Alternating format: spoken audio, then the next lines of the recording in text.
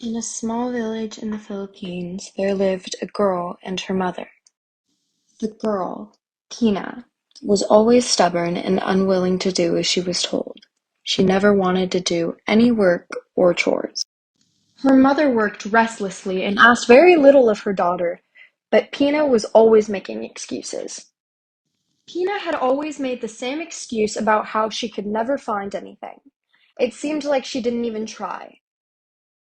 One day, her mother became very ill and asked, Pina, could you do me a favor? Sorry, but I don't know where anything is. I'll be in the backyard. Pina, could you please make me some porridge? It's a small task. Just put rice in a pot with water and stir it with a ladle occasionally. Okay, I will, Mother. Pina ransacked the drawers looking for the ladle for a bit, but eventually she left to go and play in the backyard. Her mother, after a while, asked Pina, Did you make the porridge like I asked? I couldn't find the ladle. Her mother became so filled with rage in that moment and yelled, Oh, you lazy child. You probably did not even bother to look for it. What am I going to do with you? Here I am, sick, and I cannot even count on you. I wish you would grow 1,000 eyes all over your head. Then you can find what you're looking for. After her mother yelled these words, she walked back inside the house, and for the rest of the day, it went silent.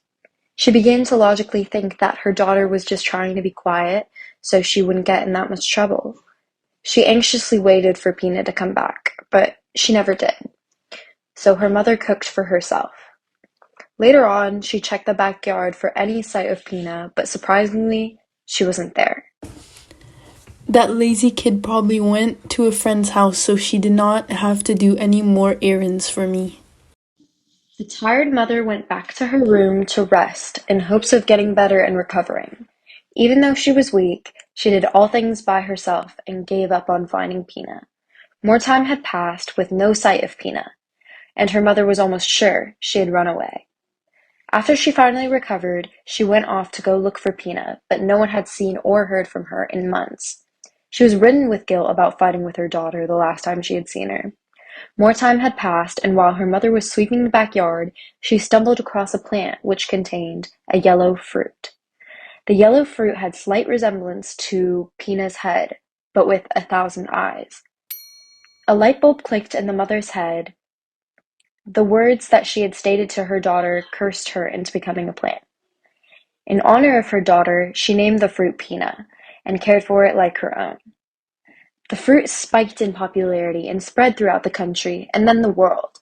Eventually, it was known as piña, or pineapple in English, and that is the story of how the pineapple came to be. Looking for no